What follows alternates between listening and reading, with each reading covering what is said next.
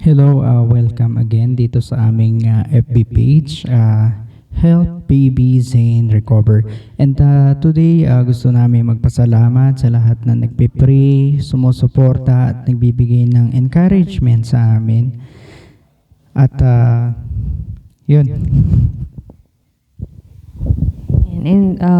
Would like to thank Trini for helping us to connect with other people.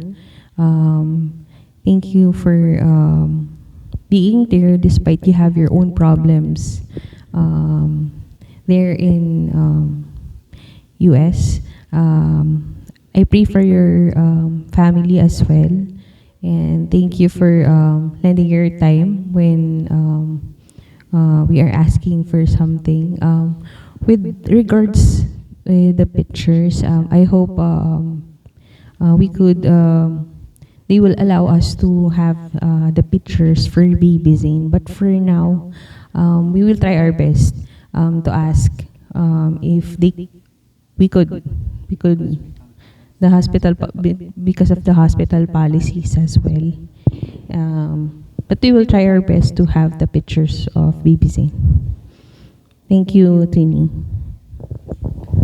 Thank you, Trini. Si Trini po ay isang supporter na gustong tumulong sa amin na nasa ibang bansa. So, yun.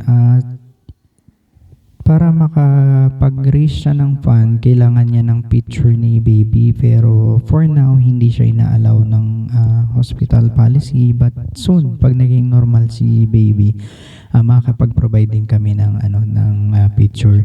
So yun, salamat Trini. And I also thank Lord. Nagpapasalamat kami sa CDC na sumusuporta sa amin. Ito yung lugar kung saan kami nag-i-stay. Kasi kailangan after ma-discharge ni Mrs. Makahanap kami ng lugar kung saan malapit para pwedeng madaling makapunta kay baby. So yun, sa NICU, sa mga decision making.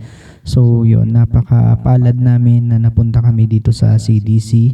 Actually, hindi lang siya basta parang staycation or lahat sila dito halos sinusupport kami. Binibigay yung mga pangangailangan namin sa hanggang abot ng makakaya nila. So we encourage you also na pumunta dito. Itong place na to ay maraming function room. Kahit anong klaseng event ay kaya nilang isupport. Katulad ngayon, magkakaroon dito ng wedding. Kaya nila isupport yung wedding, pero yung mamaya pala dito is reception. So yun. At itong lugar ay syempre Christian siya, under siya ng PCEC.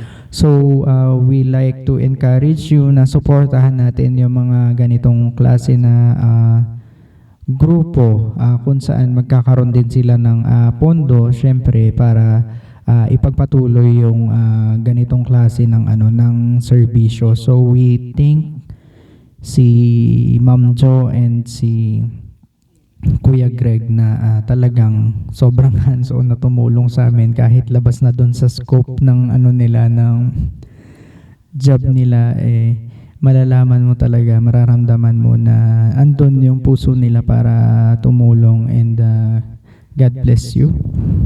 And we also thank yung CLH, Church of the Lord of Hosts, and UFCC, United and Faithful Community of Christ. So ito yung CLH ay church ni Mrs. at ang UFCC naman ay sa akin. So salamat sa mga pagbisita, sa support sa prayer and everything.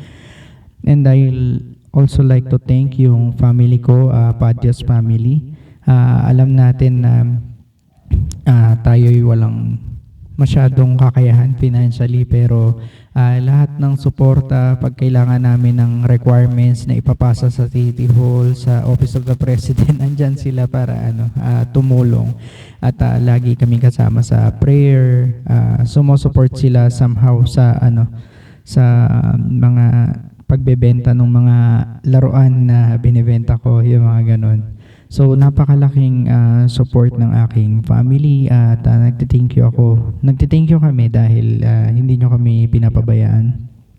and also kay Sir Julius.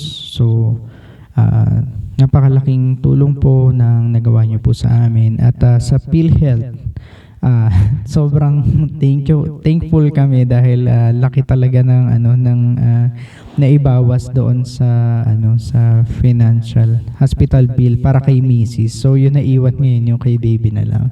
Ganun din sa sa DSWD, ang laki ng natutulong ng mga guarantee letter na pinoprovide nila. So naway pagpalain pa kayo ng may kapal. Salamat sa inyo at tumutulong kayo sa mga katulad namin na walang kakayahan financially para tugunan itong mga hospital bill. Thank you. And also yung sa family ko po, kala Pastor Eric Comilio family, thank you for the support na ina-assist nyo kami. Very lalo na yung time ko sa hospital kay Papa, sa pagtulong sa amin kapag medyo may hindi pa kami alam, ina-assist niya kami, tinutulungan niya kaming connect sa iba-ibang tao para makabawas ba ng burden sa amin, lalo na sa billing. And thank you dahil na-assist ka rin kay Mama, kay Mama Gloria, ayan, sa pag-help sa akin dito nung medyo hindi pa okay yung operation, after operation ko. And thank you dahil ayan, kumuha ka ng way para puntahan ako dito. And sa mga kapatid ko, kay Job, kay Clark, and sa pangangamusta lagi. And also, like to thank also si Padilla family kay Kuya Ramon. Yan na tumutulong sa amin sa assistance kapag may need dito sa hospital sa NICU, gumagawa ng time para tulungan kami dun sa mga needs ni baby. And also sa Navarro family, thank you sa assistant financial assistance kahit na may sarili kayong problema. And of course, Cubillo Clan, ayan, sa pangangamusta niyo sa amin. And sa Menarini family for helping me also in yung sa gumawa sila ng way para sa amin, yung sa HMO cards namin para makabawas din sa billing ni PB and yung mga assistant. Sobrang thank you kay Sir Mike, kay Daisy, sa SLMC team. Thank you dahil nagpapalakas kayo ng loob sa akin sa pinagdadaanan ko ngayon. And sa connection ni Papa, of course kasi WTP na nandyan sa amin nung nag-aaral pa lang ako hanggang sa ngayon. Maraming salamat dahil patuloy kayong nandyan para sa amin, kay Papa, and ngayon kay Bibi naman. Thank you so much sa inyo. Patuloy naming lilinawin kung bakit namin ginawa itong FB page na to. Oo, kailangan namin ng financial support, pero alam namin, naintindihan namin na kanya-kanya tayo ng pinagdadaanan. Maaring yung pinagdadaanan nyo is mas mabigat kaysa sa amin. Kaya naintindihan namin na hindi kayo makatulong financially. At yun, sa pinagdadaanan kasi namin ngayon, hindi lang puro pera-pera yung labanan eh. Minsan kailangan din yung sa mental support.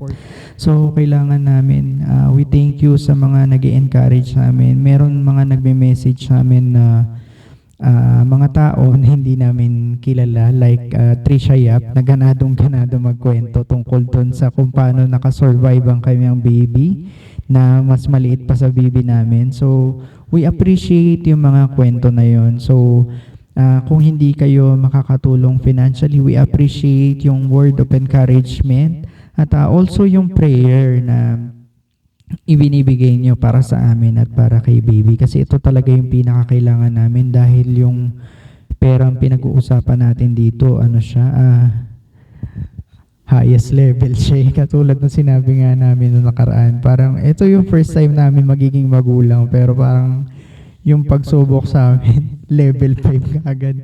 So, hindi namin kaya to unless na yung Lord yung tutulong sa amin. So, lagi kaming nagpapasalamat. And we give all the glory sa Panginoon.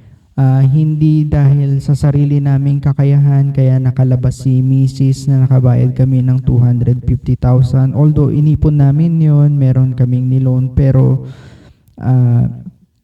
andon nakikita namin lahat ng favor ng Lord, yung pagkilos ng Lord sa buhay namin. So lahat ng ginagawa namin ito, hindi lang para sa sarili namin. We give all the glory to God. And somehow, sana makatulong kami. Kung meron kayong pinagdadaanan, nawa itong testimony namin ay maging kalakasan nyo rin sa pinagdadaanan. Somehow, magbigay ito ng encouragement sa inyo. Ayun, salamat.